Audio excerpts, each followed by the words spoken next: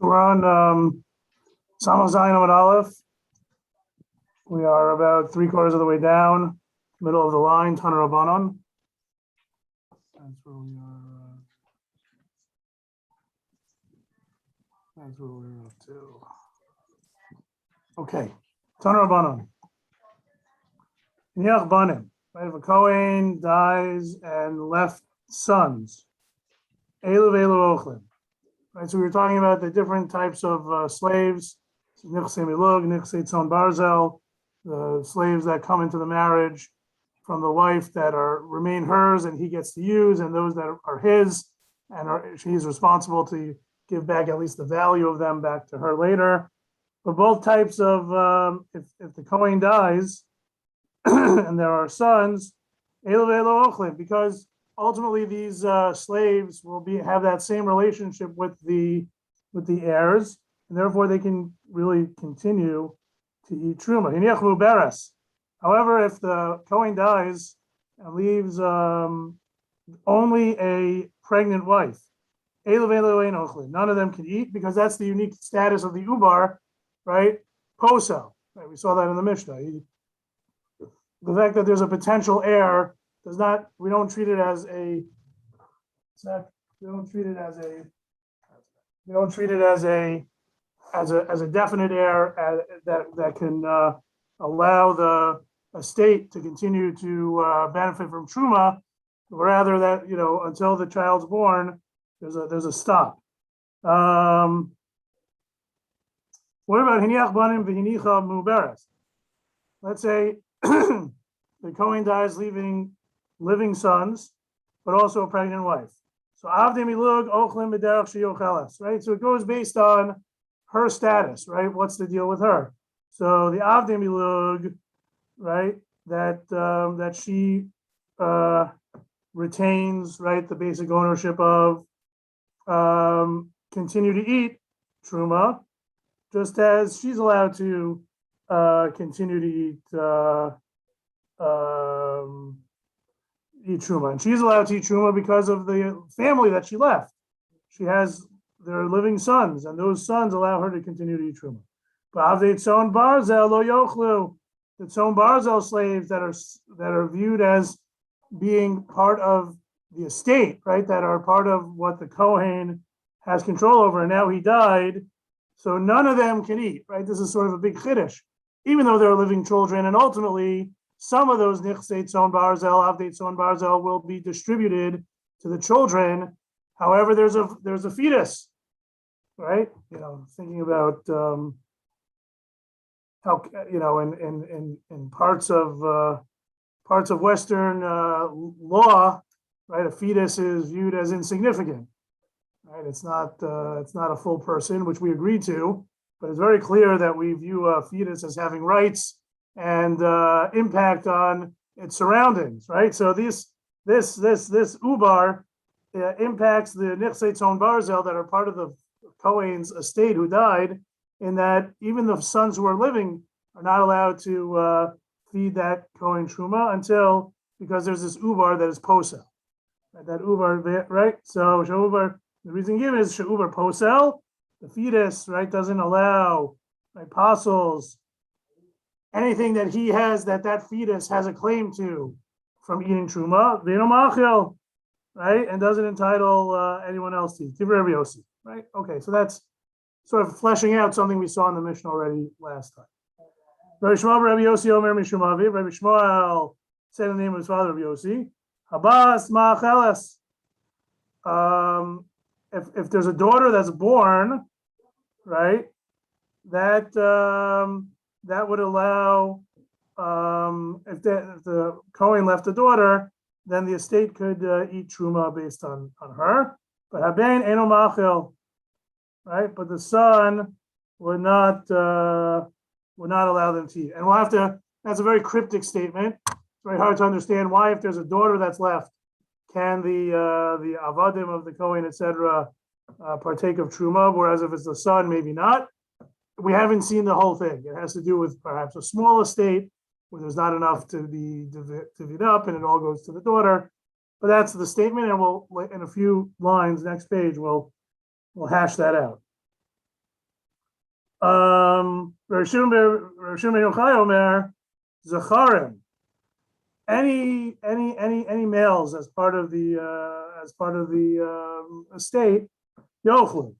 Then the slaves can eat truma. Kulan Kevos, but if they are all daughters, right? Lo Yochlu, right? Why? The slaves can't eat. Shema Yamatzi Ubar Zachar, right? And this is all in a case where the woman is pregnant, because maybe the fetus will be a male, and therefore the daughters have no share in it in order to allow others to partake of the truma, right? So here, this is a corollary of this idea that the uber is posel v'eno machel in a case where there's all daughters and a fetus. Since the possibility exists that fetus will be male, then the daughters don't have a share. Even now, before the fetus is born. So the Gemara wants to understand exactly where Shimon Yochai is coming from. Right? Why do you say it's because the reason why the daughters can't eat is because truma is because maybe the fetus is a male. Typically, then a kavanami pasla. Right? Uber is posel whether the uber is a male or female. Why do we have to look at what the eventuality is of this uber being a male and usurping the rights of the daughters? Right? Just say an uber posel. Who cares whether the fetus is male or female, right? So the Gemara answers chadavod kamar. No, it's just another reason for the same idea, right? Chadad in the kavanami pasla, right? Even if the uber is female, right? That an uber is posel regardless of the gender. But shemi matzi uber zachar, and furthermore, once the child's born, if it was a male, then that would be a problem as well. Exactly what we said before. So the Gemara goes back to what Rishon Yochai said, right? Last line. Zacharim yochlu. Right? If there are any males, then the slaves can eat truma from their father's estate. Kohen. Ubar. What about the fact that there's an ubar, right? We just set up the case, the Heicha Timsa, as there is an ubar and zacharim. An ubar and a kevos, right? So if there's an ubar and a zacharim, why does Rabbi Shimon Bar Yochai say that the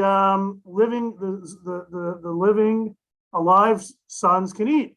Don't we have to worry about the ubar, the fetus? So kasavar next amud samach zayin and beis. Shimon Bar Yochai holds ein choshil miuta. Right? If the whole concern is that, and we'll see if you look at Rashi, you see if the whole concern is that the fetus will be a male, and therefore this male has a right, has a claim, and therefore we can't allow the slaves to eat based on the living children because it might be a male. Well, what is the percentage of males that are born out of all pregnancies? It's certainly a miyat. You know why? Right? Whatever you say about 51.1 and 49.9 between male and female. Forget about that, right? There's a percentage, a not insignificant percentage of fetuses that are never born, right? That miscarry, right? So once you take that out, it's a miyat that are born, a miyat of pregnancies are male. By the way, a miyat of pregnancies are female. That's like a good riddle. It's not such a happy riddle, right? But of all children born, only a minority are male, and of all pregnancies, only a minority are male, and only a minority are female. Right, and then there's a percentage that are never born, right? That are nefalim, are stillborn, are miscarriages, right? And so we say ein choshel miyuta. We don't have to factor in the miyut, the less than assured possibility that it will be born as a man. So it doesn't mess up the claim of the living sons to allow the slaves in the estate to continue to eat truma. Or you could say, no, we do take the miyut that the uber will be born male into consideration. However,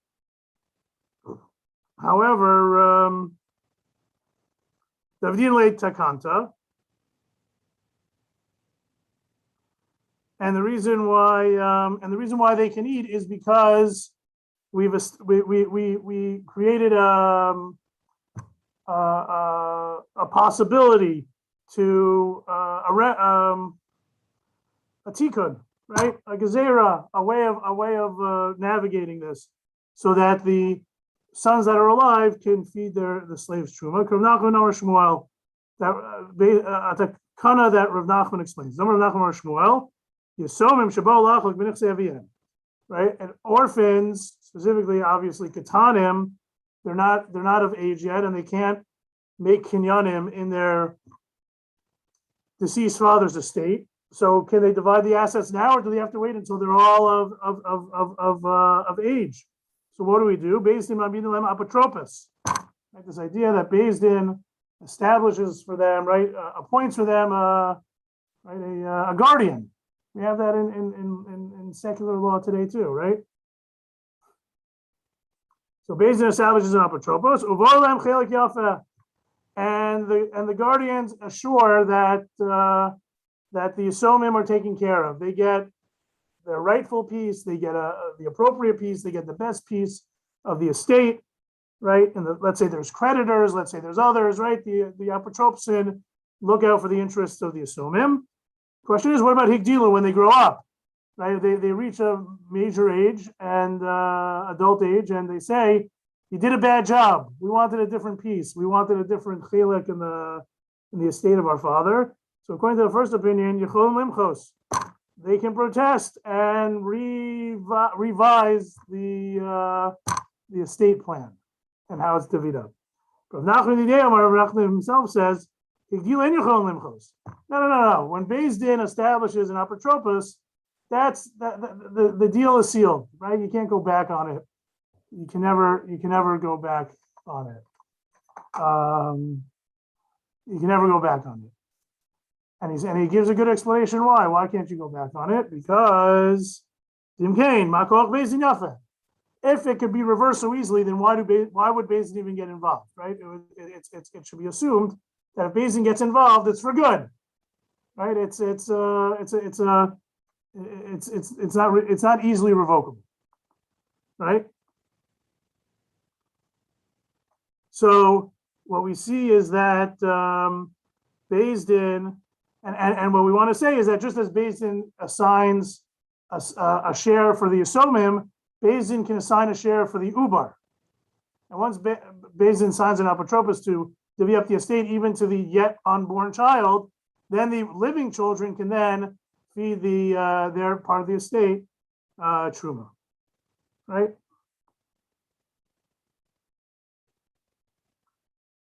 Lema de Rav Nachman Tanaihi. So is this a machlokas? Because according to this opinion, right, where according to Rav Nachman, that an apotropos is assigned to divvy up the estate, then even though there's an ubar, since his piece of the estate is defined, the other sons can eat. So that's different than what we said before, right? Before we said ubar is posel v'eno machil. So is Rav Nachman basically disagreeing with that statement, that initial statement of the Mishnah? No. Well, the Kuliyama is Rav Nachman. Everyone agrees that Beis din can assign an apotropos. The apotropos can delineate the estate for the living children and the yet born child. So what's the discussion? Do we worry about whether the child is going to be born as a male, messing things up, or or not? Okay.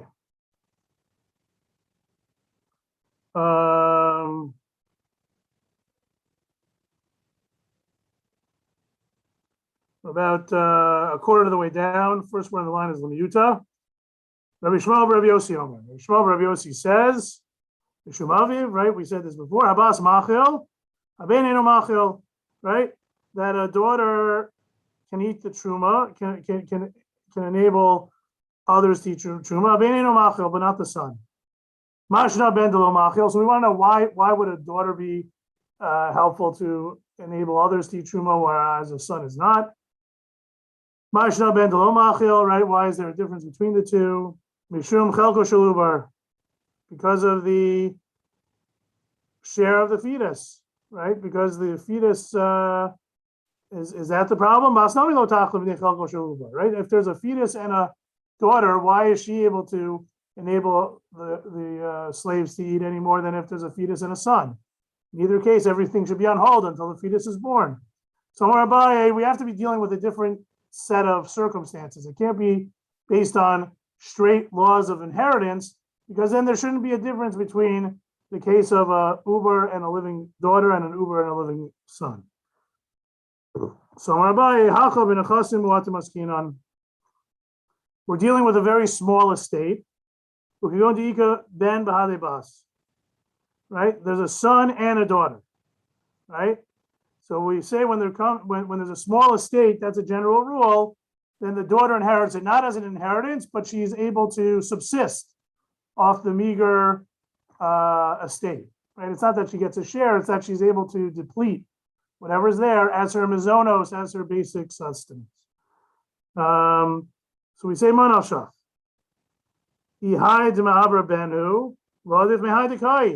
If the fetus ends up being a son, well, it's two sons and a daughter. It's a meager estate. The daughter still continues to eat off it. Ibasi, if the fetus is a daughter, amayachla, right? Why should the daughter be allowed to partake now while she's living? What about the daughter that's a fetus? But the Kanta Rabbanan, right? It's due to a takanas Rabbanan, kama delo nafak lavir olam, lo takina Rabbanan. But so long as, right? So in other words, on the level of a takanas Rabbanan, we can say that the bas eats, the bas partakes of the estate, and the fetus is not included in the takana. So it doesn't yet, of course, it doesn't yet benefit from the estate because it's not alive, completely alive yet, but it also doesn't prevent the living sibling, the living daughter from partaking of the estate of the mizonos, right? The mayokimta, right? So we've established the case of the Mishnah of this brisa, excuse me, as nechasim muatim, right? It's not a typical case of division of an estate because there's not enough of the estate available. It's just nechasim muatim. Ema seifa, but what about the end of that brisa where Rosh Yochai talks about that if all the children are nekevos, then they can't eat. Shemi matzei uber zachar, because the reason given is because maybe the uber will be found to be male. Being the bonus welcome ben klum, right? At the end of the brisa is definitely not talking about a nechasim muatim, because the case says that where there's a son, the daughters don't get anything. In the case of a nechasim muatim, the daughters get everything. So there seems to be a slight inconsistency in the okimta between the beginning, the reisha, and the seifa. So we have to resolve that in some way. So adarab and nechasim muatim bonus ninhu, right? If we're really talking about nechasim muatim throughout the brisa, then the daughters get everything. The sons don't factor in. So the Gemara says, "Seifa asal and nechasim ruavin." You're gonna cut and paste. You're gonna say the beginning, the reisha is about nechasim muatim, and the seifa, where we talk about the daughters getting nothing in the face of the sons. That's in a typical case of an estate where it will be division of assets according to the normal rules, and then the sons get everything. We're about 3 lines before the Mishnah on Samach Zayin on the days. 4 lines. Nechasim muatim debanos ninu. We want to explore a little bit this idea of nechasim muatim. Does it completely belong to the daughters? Rav Asi said in Rav Yochanan, "Yisomim shekadmu machru b'nechasim muatim." Right? If the Yisomim, the male Yisomim, go ahead, right? Jump the gun and sell parts of the estate where it's in nechasim muatim. Again, I don't really know. We have to look further. What exactly is the threshold for nechasim muatim versus nechasim rubin? But if they right in the case of nechasim muatim, whatever that amount is, the male orphans go ahead and sell off the estate. So what happens then? Masha machru machru. We don't say that they have no claim, they have no rights to it whatsoever. It's that we don't say they stole from their sisters. What they sold counts, right? So even the nechasim muatim seem to belong to the sons. So what do we mean here? Velamai bas tiktani. Right? What is the brisa? When the brisa says bas, this is a little tough, but they're stuck, right? Because this, what we just quoted, implies that even by nechasim muatim, the sons have a share and the daughters don't have absolute ownership, right? So therefore, when the brisa says bas, we have to understand it to mean aim. It refers to the mother, right? Right? Okay. I guess they're stuck. So Yachi, if we're talking about mothers and not daughters, Hein Rabbi Yossi, right? That's the same as Rabbi Yossi, right? That's the same as Rabbi Yossi that no ubar, if there's no the ubar posel no mafil, and the only one that could eat is the wife. So Kul Rabbi Shmuel Rabbi Yossi K'tanila. Yeah, that's right. Rabbi Shmuel taught the entire thing, right? So that's not a problem. These are all corollaries consistently within Rabbi Yossi. Okay, more about the rights of an unborn child. They love this Gemara in Texas, but here we go. The ha'ubar v'hayavam ha'erasin. Right, so these are all. If let's see what Rashi says here. Just to remind myself.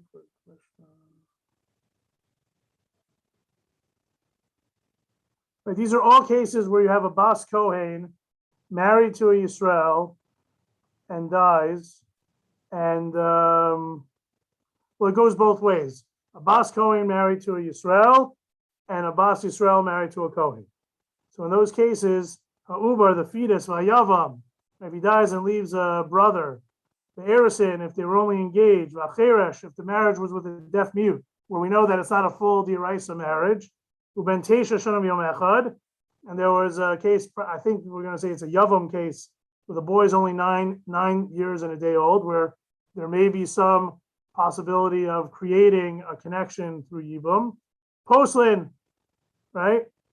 That these all disqualify, right? If the Kohen dies, then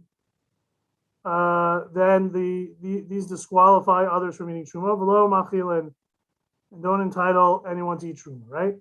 Savik shuben teisha shanam yom echad savik sheno. If we're not sure whether we're going to go through all these in the Gemara in a minute.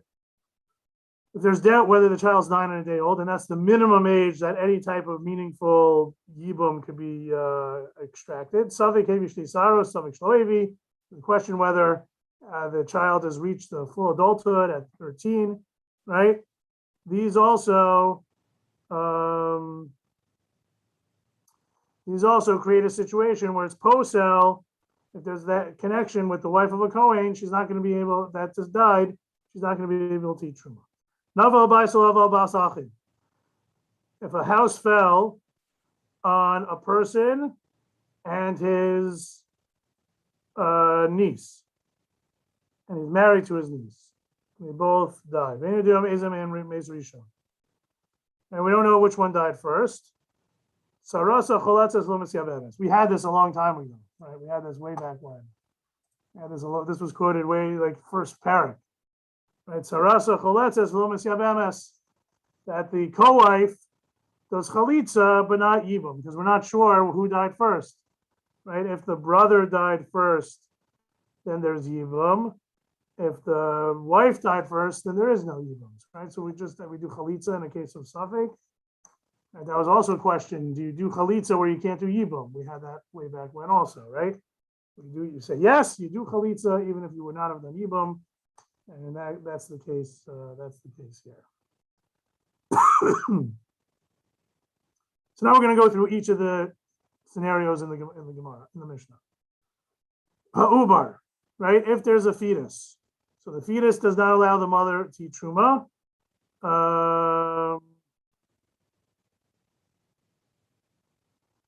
Right? It disqualifies her, and it doesn't allow her to do so. Right, that's if she's a Bas Kohen Yisrael, right? The Gemara goes on to say if she was married to, if she's a Kohen's daughter, and she's married to a Yisrael. So Pasula, the fact that she's pregnant when her husband dies does not allow her to go back to her father's home and eat truma, right? Binureh prat beres, right? She's only allowed to go back kinureh, like she was before she got married, namely if she's not pregnant. And on the other way around, Bas Yisrael a Kohen, if she's a Bas Yisrael and he's a Kohen, right? So her husband Kohen dies. If she was not pregnant, she would eat from the estate as an almana, right, until she got her ksuba or whatever the case is. But lo machil, right? She's if she had children, she would continue to eat from the estate. But because it's just a fetus, right, she's not allowed to eat from the estate yet. Yalud machil, only if there's a child would she be allowed to eat along with the child. She'ena yalud ena machil, right? A fetus is not a full, it's not a full entity for these purposes. Next case, Yavam, right? So we deal with it on both ends, right? If the woman was a Bas Yisrael married to a Kohen, right? She can't continue to eat truma based on her relationship with her dead husband. And if she's a Bas Kohen married to Yisrael, she can't resume eating truma because of the fact that she's back in her father Kohen's house. Yavam, what's the case? Ibas Kohen Yisrael, if it was a Kohen's daughter married to Yisrael and the Yisrael dies and leaves a Yavam, Pasula, the fact that she's connected, she has a Zikah Yavam, who's a Yisrael, and it means that she prevents her from eating truma. Because the only time she can eat truma, as the pasuk says, when she returns to her father's house. She hasn't returned. There's a zika there. Ibas Kohen Yisrael, Ibas Yisrael a Kohen. If she's a Bas Yisrael married to a Kohen, lo machila, right? This is a little confusing. Why can't she eat, right? Mimanav shach, you might say, right? Either she's an almana from the deceased husband, or she's connected to her Yavam, who's also a Kohen. But we say, no, Kinyan Kasma Marachmana, Kinyan Dachifu. Right now, she's in no man's land, right? She's a Yavam, Shomer's Yavam. Therefore, she can't eat as a right to her husband's estate, nor to her Yavam's estate, nor to her Yavam's Truma. The Harrison, where she was only engaged. Ibas Kohen Yisrael, if she was a Kohen's daughter married, engaged to a Yisrael, Pasula, right? The mere fact that she's engaged to a non-Kohen means she can't eat Truma from her father's house, right? Tapasama Chesam and Aleph, Dalkanya Bahavia, right? Because the connection, the Ki Siya Leish, right? Mishas Havaya Ipsula, right? So already from the time of betrothal, is she disqualified from eating her father's truma? Ibas Yisrael Koheni, lo machila mishum deula, right?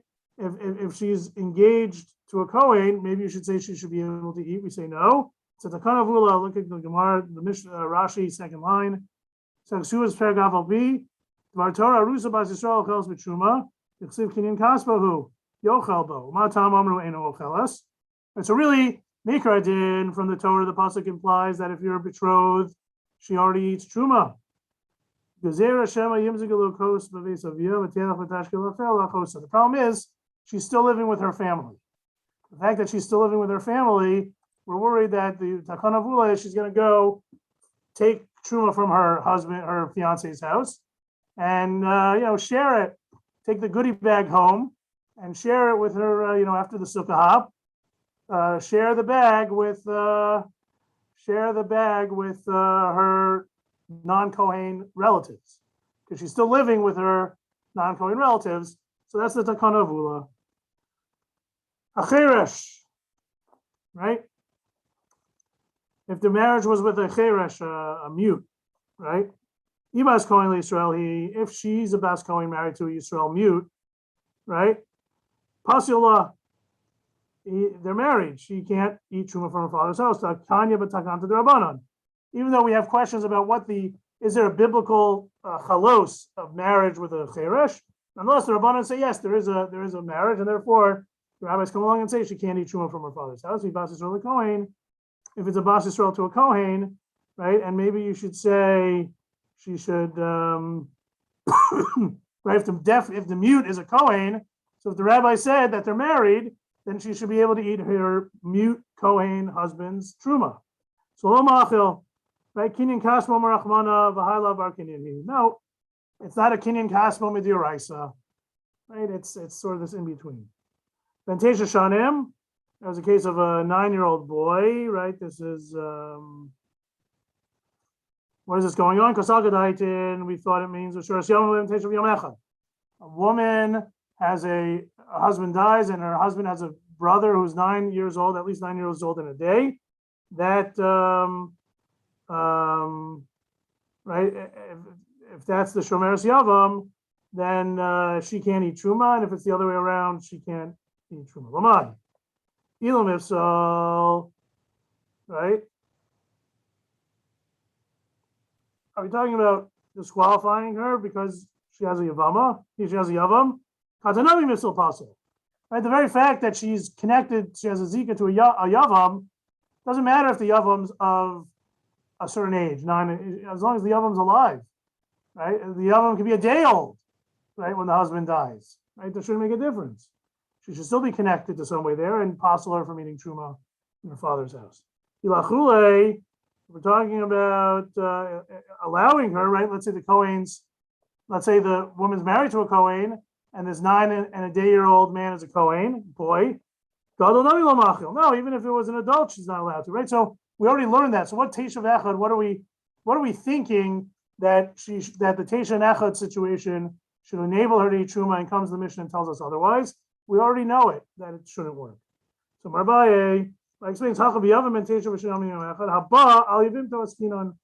But it's talking about a case of a Yavam that's 9 years old in one day, right? That has relations with his Yavama. The Midiraisa Kanyala, right? Midiraisa, we view this as being a significant act. So maybe Sagadat Ramina might have thought, oh, Midiraisa Kanyala, since there's a Kinyan Diraisa, Ubiyaso Bia, we consider it to be a significant act of Bia, Emalochil, that should be enough to allow if he's a Kohen, to allow this Yavama to eat Truma, Kamash Malan, Asubias Ben Teshav Yom Echad, Kimam Begadol. Right, the Bia of Ben Teshav Yom Echad, we consider it to be like Mamar, right? Mamar is Durabanan. When there's a connection that's consummated with Durabanan, we don't allow the woman to eat Truma at that point yet. Amalei Amalei Rava. Rava said, Rava responded to Abaye, right? So, Ihachi, if that's so, saving Tani, what about the end of the Mishnah? It says, Savik ben Teshav Yom Echad, Savik Sheino, right? If there's a Savik, whether the boy is 9 or not. So why do we care? Hashtavada ben Teshav Lomachel. If a child, if there's a Yibam with a child who's 9, and we say it doesn't work, and that's the youngest age that Midiraisa is significant, then why do you have to tell us that a Safek is no good? Of course, Safek Midbaya. You need to tell us that a Safek doesn't allow the a Safek Ben Tesha Yavam doesn't allow the Yavama to eat Truma. Why do you have to tell us that? If a Vadai doesn't allow it, then certainly a Safek doesn't allow it. Alama Rava, you learn it. Rava has to learn it differently. Ben Tesha Sham Yamacha Dahana Sulim Ktan. Talking about not a case of Yibum, but a case of Sulim, right? A 9-year-old boy who's like a mamzer or an asin, and he has relations with a woman, the possibly Bibiyasan, right? That would through that again, right? So it's not a Yibum case. It's where a Bas Kohen had relations with a Ben Teshav Echad who's a mamzer, and now or Nasin, and now she can't eat Truma as a right from her father's house because she's a Nivel Alapasli, right? She had relations with a man with whom she was not allowed to. Nitanya, Like the Brisa says, "V'tesha sham yom echad," a boy who's 9 years old. Ger amoni moavi mitzri vadomi kusi nasin chalal mamzer. All these psulim. Any of these psulim were 9 years old. Shabo kohen es levi of Yisraelis, who has relations with a bas kohen, a bas levi, bas Yisrael. In all these cases, right? Paslua, she's no longer allowed to eat truma from her father's house. I guess if she's not a bas kohen, she would not be allowed to eat when she wouldn't be allowed to marry a kohen.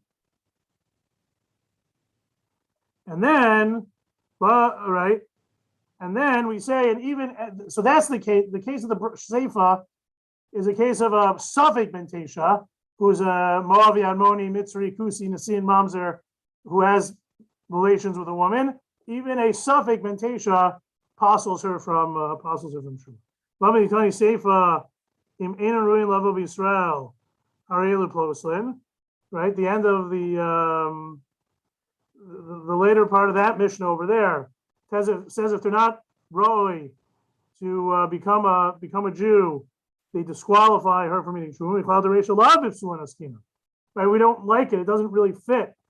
Right, that the Resha, only in the Sefer it tells us about that they're psulim, implying that the Resha is talking about something else, maybe like a yavam. So Resha psuli kal, no. The Reish is also talking about Psuli Kal, right? Mamzer, Nasin, Adomi, Mitzri, right? Moavi. Seifa, Psule, Kahuna. The Seifa is talking about those who are puzzled from marrying are puzzled. Rashi says a chala. Right, and Rashi says you have to change, you have to reinterpret. Remember before we said that bas really means aim. There's a lot of that going on here. So here we say psula, when it says ein aruyin levo b'Yisrael, it really means ein aruyin levo l'kahuna.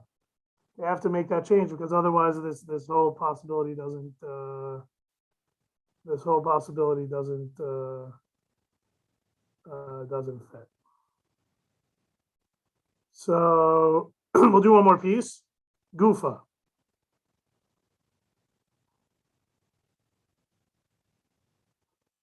So ben teshav yom echad, geramoni amoavi mitzvah v'adomi kusi nasin l'chol mamzer. Right. Any of these psule kahal, 9 years old, shabo al kohen es levi of Yisraelis, and they have relations with a woman, right? Paslua, she's no longer allowed to marry a Kohen. Rabbi Yossi Omer, Kol Shazar Pasol, right? Anyone whose offspring, right, whose child is Pasol, Posel makes it, is no longer allowed to marry a Kohen. Kol Shein Zaro Pasol, if the child would not be born as Pasol, Edo Posel, right? Then that wouldn't be a problem for a Kohen. Right? We'll see later. Rashi says we'll see later on exactly how this plays out on the next plot.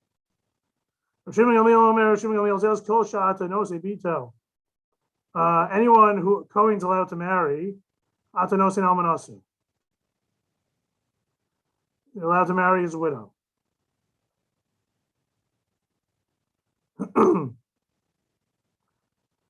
Right? In other words, then you'd be allowed to marry the mother, right?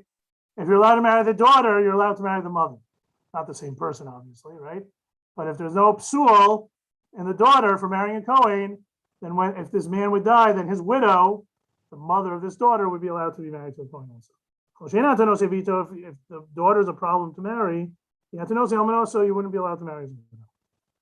So we say, Minani Mili.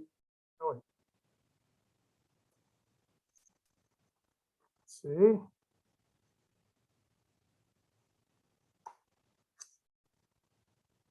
So we know immediately. How do we know this? So Amarav, Yud Amarav, we learn it from a pasuk. Amakra ubas kohen kisi el ish zar. Kohen who's married to an ish zar. Right? She can't eat. She can't eat truma. Once she has had relations with a zar, pasla, she's disqualified from eating truma. Okay, that's the pasuk. Hami baile, we need that pasuk for something else. This is talking in this. We don't need. We need this pasuk to teach us a bas kohen who was eating truma. Once he marries any non-kohen, is not allowed to eat truma. Nivel apostle. How do we learn nivel apostle? Namely, if she marries him, if she has relations with a mamzer kohen, nesin, admoni moavi, that's a problem that she can never eat truma. So she can never marry a kohen. So that idea that she can no longer, once she's connected to a non-kohen, engaged, married, she can't eat her father's truma. That we learn from a different pasuk, right? From the fact that it says she returns to her father's house, then she can eat while she's connected to a non-kohen through marriage or even engagement. She's not allowed to eat truma, and therefore we have the other pasuk, to tell us nivel apostla. It's not talking about a bas kohen marrying a Yisrael. It's talking about any Jewish woman having relations with a nivel apostle. If that's it, we're said that the prohibition is derived by a implication of aseh, right? Shava besavia, right? That implies that it's an aseh. There's no lo taseh of how she can't eat, right? The pasuk the first pasuk review the quotes is lo sochel. She can't eat. This pasuk just says she returns to her father's home and she eats, implying that when she's not in her father's home, she's not allowed to eat. Because Rachmana Hai lo lav. So then the second pasuk tells us sheminari to teach us that it's a love. It's mamash a love that once she's no longer connected to her father's house, she's not allowed to eat truma. So that's where we learn it from, right? That's a different pasuk, and therefore the first pasuk, ubas kohen kisiel yishzar, still is teaching us that if she has relations with a nivel apostla, she can never marry a kohen. So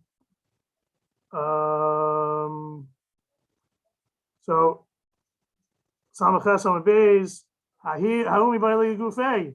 That you need that pasuk for itself, right? That a non-kohen cannot eat truma, right? So not that you can learn Haftalav Zarahi Itzrichu Bas Kohen Lasra, right? Rashi says. So we answer no, Trey V'chol Zar Ksivi. There are two psukim that talk about a zar. One is to tell us that a non-kohen can't eat truma. The other one tells us that a kohen's daughter who's connected to a non-kohen is not allowed to eat truma. Last piece, and then we'll finish. You need a zar pasuk for Rav Yossi ben Chanina. Dama Rav Yossi ben Chanina. Chol zar.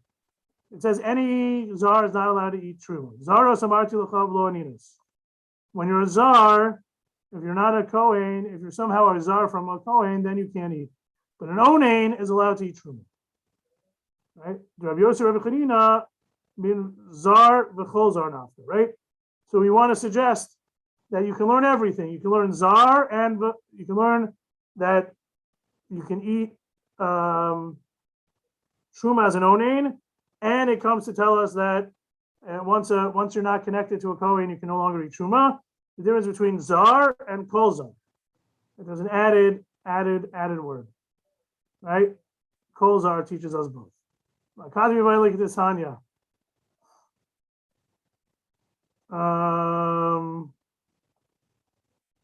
Still, we need the verse for something else. Kishi chuzeres. When the kohen's daughter goes back to her father's house, chuzeres l'truma. She only goes back and she's allowed to eat truma there. I don't think I knew that. She's not allowed to get the chazeh and shok, right? Parts of the animal, right? From each animal that she has. I actually saw an interesting article. Why don't we practice chazeh and shok anymore for animals? It might be even shayach and chutz la'aretz. It has something to do with the fact that we don't recognize that kohanim are definitely kohanim, right? They'd have to prove that they're kohanim in order to take something from us. Motzi mechaver al avaraya. Ravina bar of Shelas. Mikra. How do we know this? Zar he b'trumas hakdashim lo sochel. Right? If a Kohen's daughter is married to a Zar, she may not eat kachim. Lo tochal b'amuram mina kachim. From this point forward, she can never eat from the chazay and shok. Right? So even after a Kohen's daughter is divorced or widowed, goes back to her father's home, she can't eat the chazay or shok. So we need to learn that from somewhere. Where's the Zar there? Im kain lichtov kra hi b'kachim lo sochel. Right? It should just say she may not eat any of the holies. Might be trumas hakachim, shemat mina tarti. Right? So we learn both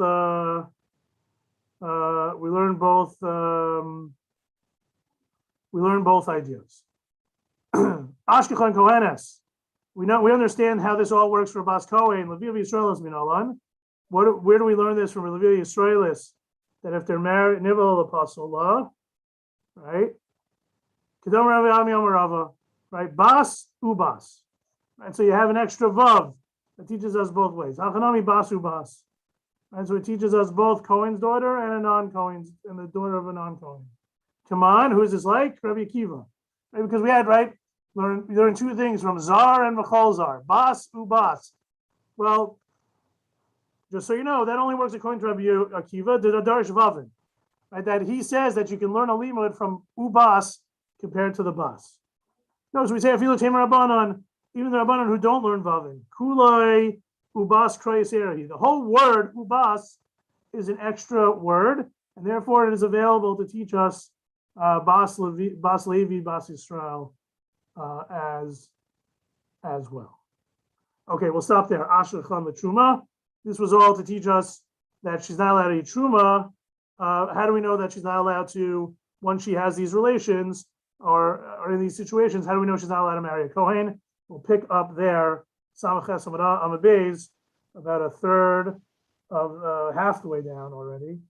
Half the way down next time. Okay. What's our plan for the next 2 weeks, Rabbi? No, we're gonna have to reschedule. We'll have to reschedule. We'll have it in the Sukkah's announcements, and also I'll text everyone. Let's learn in the Sukkah. Okay, sounds like a plan. We'll work it out. Sounds good. Right. All right, have a great day. Thank you, Rabbi.